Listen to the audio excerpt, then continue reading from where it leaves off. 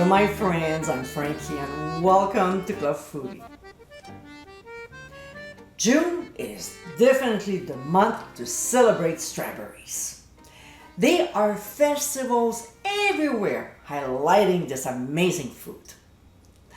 I have a lot of recipes using these tasty little guys like strawberry agua fresca, strawberry butter, strawberry salad, and many more. One that I make every year is my strawberry shortcake. Very easy to make. This homemade version is beyond scrumptious. It's an incredible dessert to welcome summer. So let's get cooking. We'll start by making the cake. In a bowl, we'll add flour, a couple teaspoons of baking powder, and ground sea salt. We'll whisk the ingredients until blended. In another bowl, we'll add egg whites and cream of tartar. For those of you who are not familiar with it, I explain what it does and its function on the blog. Now, using a hand mixer, we'll process until soft peaks form before gradually adding half a cup of granulated sugar. We'll continue mixing until stiff peaks form. If you're not sure, scoop some up with a spatula and invert it. If it doesn't fall back, it's done. Next, in a bowl of a stand mixer, we'll add room temperature unsalted butter, the remaining half a cup of granulated sugar, followed by 3 egg yolks, and pure vanilla extract.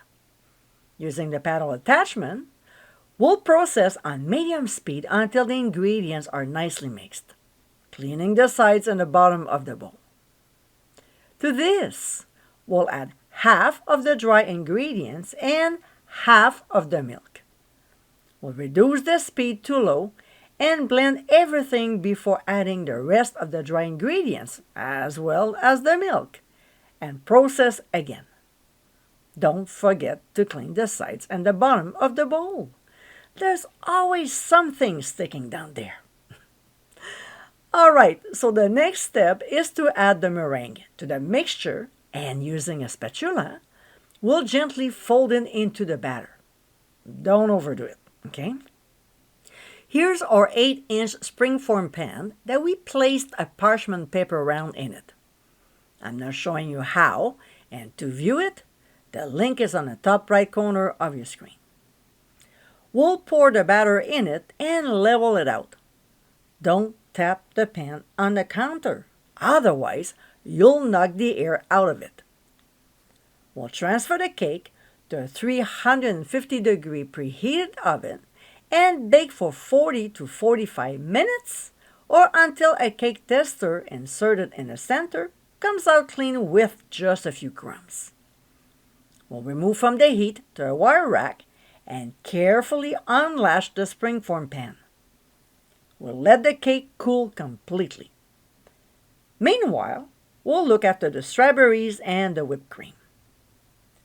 In a medium bowl, we'll add our sliced strawberries, some granulated sugar, then white rum or strawberry liqueur if using any, and pure vanilla extract. We'll stir to coat the fruit and allow to macerate for 15 minutes, stirring occasionally. A few minutes later, we'll place a sieve over a bowl and drain the liquid. We'll let it sit for a good 5 minutes so the strawberries are well drained. Then we'll set aside both the fruit and the liquid. When it comes to making the whipped cream, I'm not showing you how because there's an episode on it. So to view it, the link is on your screen. Now, back to the cake. We'll gently lift it from the base of the springform pan, remove the parchment paper round, and discard it.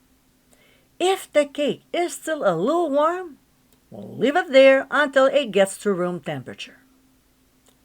Next, using a serrated knife, we'll slice the cake in half. Take your time, okay? We'll place the bottom piece on a serving platter and brush on the reserved liquid from the strawberries. We'll let it sit until the cake has completely soaked up the syrup. Otherwise, the whipped cream won't stick. It can take a good 10 minutes.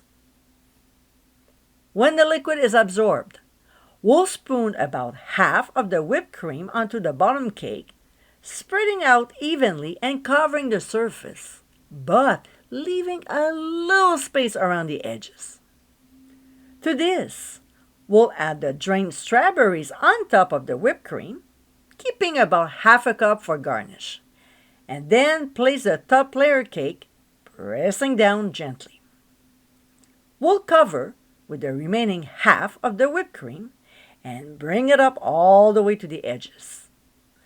We'll place a few old strawberries around the cake and then spoon the remaining sliced ones in the middle.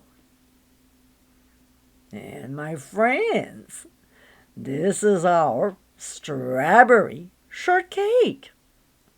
Amazingly scrumptious, this tasty summer classic is a perfect dessert to make. This homemade version will surely impress you. I hope you give it a try soon, and be sure to visit clubfoodie.com for ingredient amounts, directions, and more info. Until next time, my friends, bon appétit!